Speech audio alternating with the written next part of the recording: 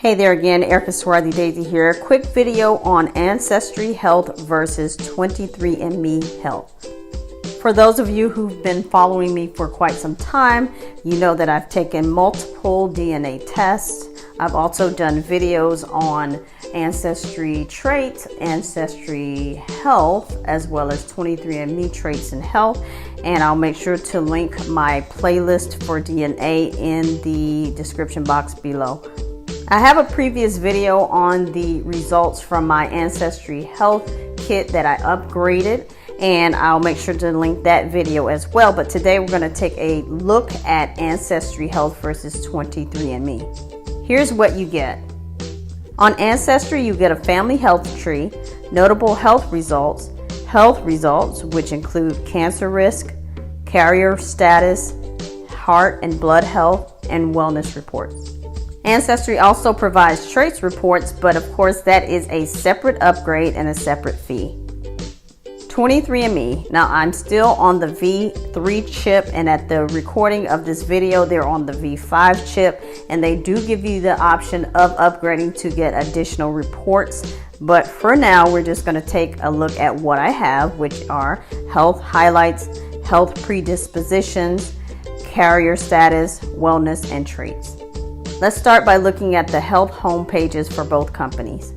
Now, taking a look at the health home pages, on the left you'll see the Ancestry page, and then on the right you have the 23andme page. On Ancestry you'll see there are categories, so you have family, dashboard, and reports. Here we're looking at the dashboard, and as you see across the left side you have access to your family health history tree, and then toward the center you have notable health results. And continuing on, they show health results, which include cancer risk, carrier status, and heart and blood health. Beyond that, you see some articles and video clips. Here they currently have what your family health history can tell you, how a genetic counselor can help you, and also understanding genetics. And at the very bottom you have wellness results, so this is where you can click to access your wellness reports. On the right you'll see the dashboard for 23andme, and they begin with health highlights, so they highlighted two areas for me here.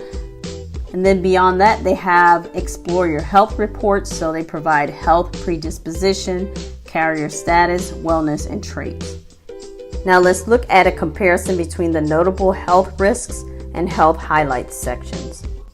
On the left with Ancestry, you'll see they list cardiomyopathy, also hereditary breast and ovarian cancer syndrome, and sickle cell anemia. And if you've seen my previous video, I go into detail about why these areas are flagged, but basically these are areas that I alerted the system to. So when I completed my health family tree, I noted these areas as areas of concern or areas that have been found in my family history.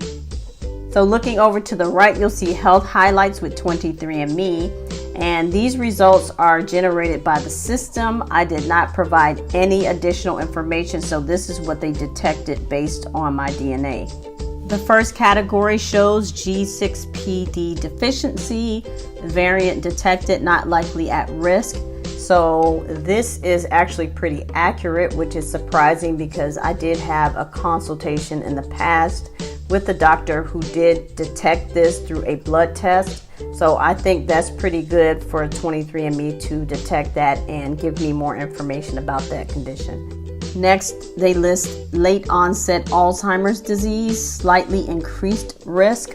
So I did have an aunt on my paternal side that actually did have Alzheimer's disease before she passed away. So this is something to be concerned about as well. Now let's compare the health results.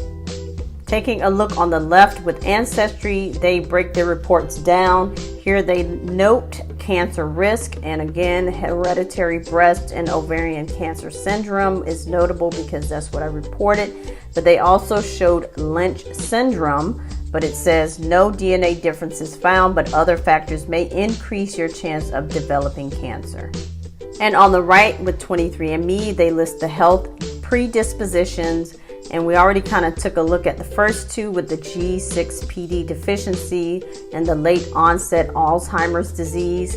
They also list other areas which variants were not detected. Now jumping back over to the left with Ancestry, we see they list heart and blood health categories. And here they note cardiomyopathy is notable because that's what I reported. They also note familial hypercholesterolemia, hereditary hemochromatosis, as well as hereditary thrombophilia. And of these, no DNA differences were found, but there's still a small chance of having some of these conditions. Now let's take a look at carrier status. On the left with Ancestry, you see they report cystic fibrosis, sickle cell anemia, which is notable because I reported it, as well as Tay-Sachs disease. And looking over on the right with 23andme, they show carrier status. It has 43 reports, but it starts with Bloom syndrome, variant not detected, and cystic fibrosis, variant not detected. For this section, because it's so much information, I'll go ahead and show you a video clip of me scrolling through the different categories, but of course you can pause to read.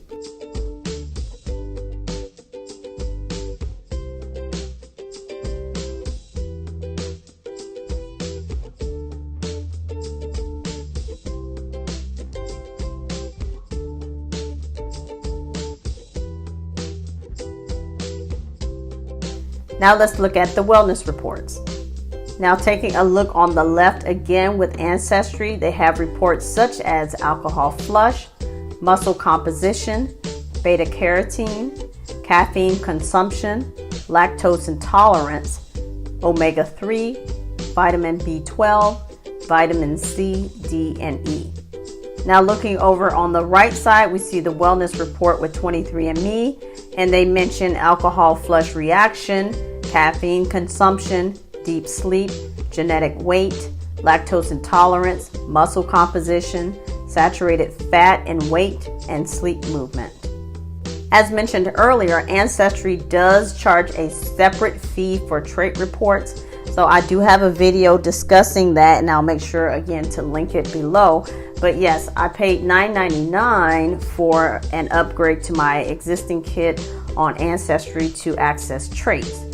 But on 23andme, the traits came included with the health upgrade, or actually with my health kit. So the kit that I had health and Ancestry in there, so it was all included.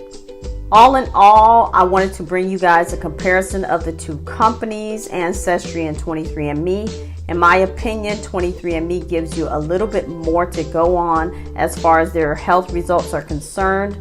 And I'm sure if I upgrade to the V5 chip, I'll probably get a lot more information.